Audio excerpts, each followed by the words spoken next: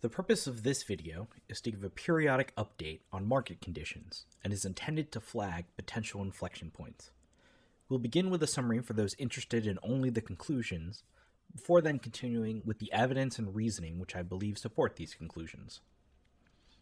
Executive summary. Economic data is quite mixed and unclear about current economic health.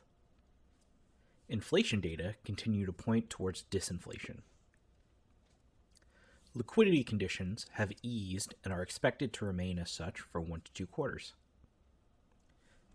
A fair bit of what I'm going to talk about is a continuation of the ideas I introduced in the January update. So if you feel like delving deeper, might I suggest you take a look at that video. The longer leading economic indicators, which can lead economic conditions by 6 to 18 months, have been negative and downtrending for months. Indicators such as the yield curve inversion and the Conference Board have a 100% track record calling recessions, though timing tends to be very far in advance. My best estimation is that recession is likely to occur in late Q2 through Q3, though there are plenty of factors that can bring forth or delay the timeline. Furthermore, none of them have reversed direction, suggesting that the bottom might quite be a ways off. That being said, coincident and lagging indicators are all over the place, some even accelerating in January. This tells me that either the most recent data points are a fluke or the ones that came before it were the fluke. I think that the sensible thing to conclude is that there's nothing to conclude. From my observation, other analysts tend to pick the data points and reports that support their narrative bias, where consideration of the mosaic of data is quite inconclusive of the near term. Essentially, bulls will focus on the positive data, whereas well-known bears focus on the negative data. The inflation data, on the other hand, is pretty clear about continuing disinflation. Even wages, a major concern for sustained raging inflation, is pointing downwards. Which brings us to liquidity conditions. With US inflation cooling off and European inflation still accelerating, there now exists a divergence in policy between the two central banks. I pointed this out last month, which proved true, at least for this month, with the Fed hiking 25 basis points compared to the ECB's 50. No one last year, or even the past 10 years, would imagine the European Central Bank would be hiking more than the US Federal Reserve. The net liquidity measure continues to trend positively, and I expect it to continue doing so through Congress's debt ceiling crisis. Recall that I flagged this last month after McCarthy was elected as Speaker of the House. Here there are some parallels worth noting between this year, 2023, and 2011. Several years prior, there was massive monetary and fiscal stimulus to deal with an economic crisis. Back then, it was the Great Financial Crisis, and today, obviously a few years ago, we dealt with the COVID crisis. There was also a midterm election where the Republicans took back the House, but not the Senate, and there was still a sitting Democrat president. Both instances saw a divided Congress after a midterm election following a period of stimulus in response to a crisis. Recall that when these episodes occur, the Treasury has to spend down their account, which is ultimately stimulative in nature. This happened in January.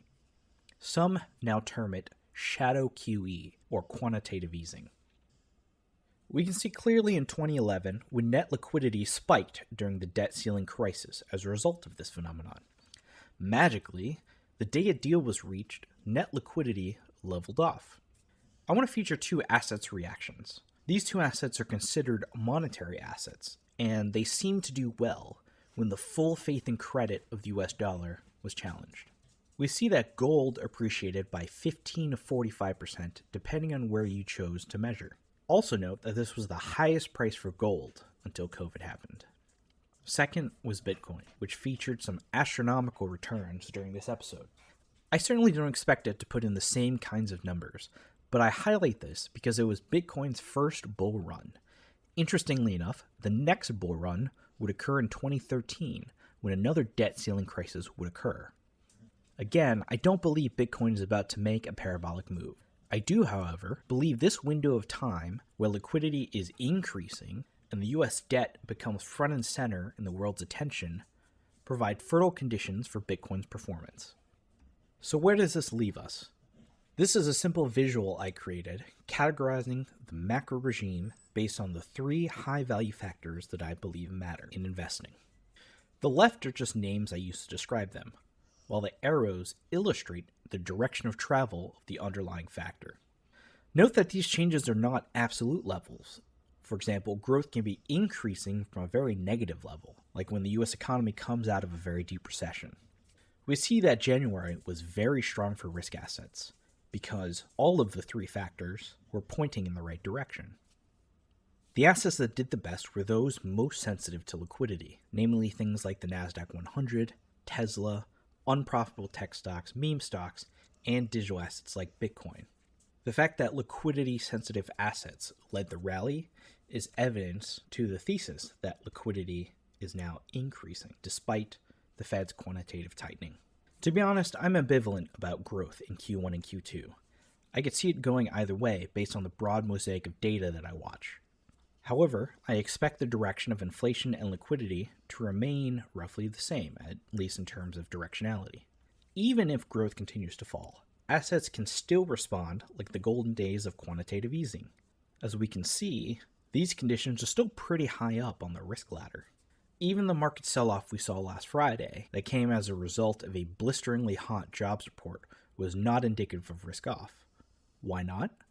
Because even if you look at US equities, let's call it the S&P 500, defensive assets like utilities, and even long-term treasuries sold off even harder.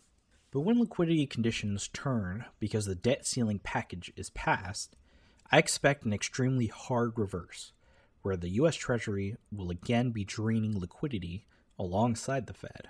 If this also coincides with the economy falling into recession, this will be a violent reversal of risk conditions.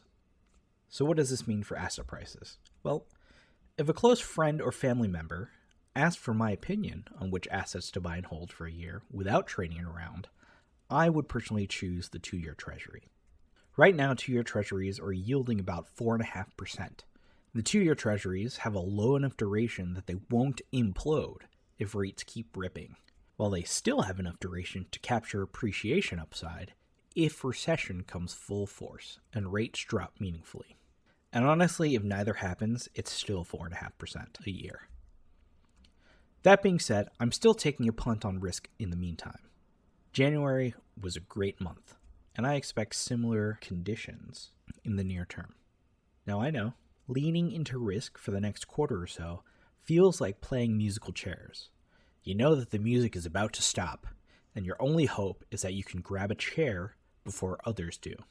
But when the best contrarian indicator, Jim Cramer, says this, the market's worst performers of 2022, including crypto, SPACs, and cloud software stocks, are some of the biggest winners in this year's rally. Stay away. I'm willing to raise while investment banks are folding. Thank you, and we'll see you next time.